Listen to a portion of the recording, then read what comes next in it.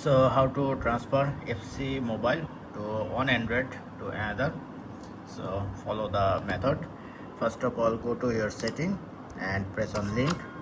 Then you can see your account is linked up with EI account. So you have to use same email for another device.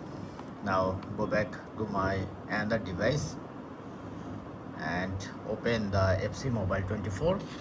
Before that, you can see this is my 96 club. Now I am to transfer this phone to this phone. So once you enter, then you can see I already connected it.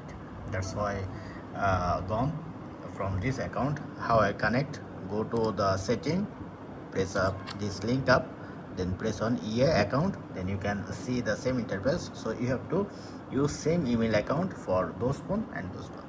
And once you press on select this one, then you can see my 96 is available now. So that's it. Thank you. Don't forget to thumbs up and to subscribe. Have a good day.